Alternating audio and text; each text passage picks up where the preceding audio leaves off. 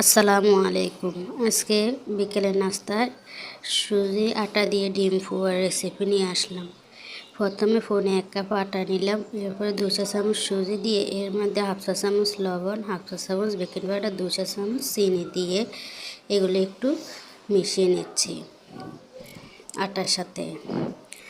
যখন মিশানো হয়ে যাবে এর মধ্যে একটা ডিম নিয়ে ভালো করে ফেটিয়ে নিচ্ছি।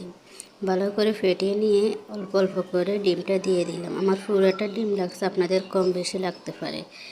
এবার ডিম দিয়ে এগুলো ভালো করে সুন্দর একটা ডো করে নিচ্ছি। মসৃণ একটা ডো যখন হয়ে যাবে সে সময় পাইপিং ব্যাগ নিয়ে এর মধ্যে একটা নজল দিয়ে দিলাম।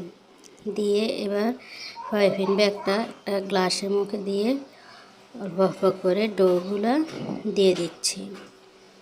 সবগুলো ডো যখন দেওয়া হবে সে সময় আস্তে করে উঠে পাইপিং ব্যাগটার মুখটা ধরে আগে থেকে চুলায় পর্যাপ্ত পরিমাণ তেল দিয়ে গরম করে রাখিছি।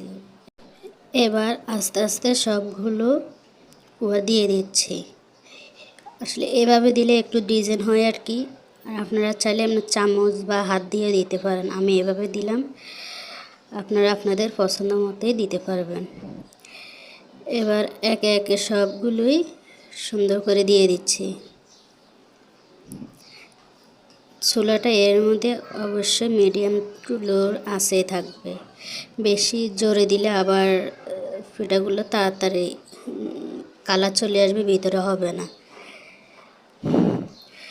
তো এই যেভাবে হইতেছে এবার একটা কাঁটা চামচ দিয়ে একটা একটা করে সবগুলো পিঠে উল্টিয়ে দিচ্ছি। আমি চুলাটা মিডিয়াম টু লোতে রেখেছি, মানে অল্প আছে দিলে পিঠাটা ফুলবেও ভালো, আবার কালারটাও আসবে আস্তে, ভিতর থেকে ভালো মতো হয়ে আসবে। তো সবগুলো পিঠা যখন সুন্দর একটা কালার হয়ে আসবে ঠিক সেই সময় পিঠাটা আমি উঠিয়ে নিব। এর মাঝে আপনাদের কাছে ছোট্ট একটা রিকোয়েস্ট, আমার চ্যানেলে আপনারা যদি নতুন হয়ে থাকেন তাহলে অবশ্যই চ্যানেলটি একটু সাবস্ক্রাইব করে যাবেন, সাথে বেল বাটনটাও অন করে দিবেন যেন যে কোনো ভিডিও ছাড়ার সঙ্গে সঙ্গে আপনাদের সামনে চলে যায়। আর যদি ভিডিওটা ভালো লাগে একটা লাইক কমেন্ট করে আমার পাশে থাকবেন। আমার ফুল ভিডিওটা দেখার জন্য আপনাদেরকে অসংখ্য ধন্যবাদ। সালামু আলাইকুম।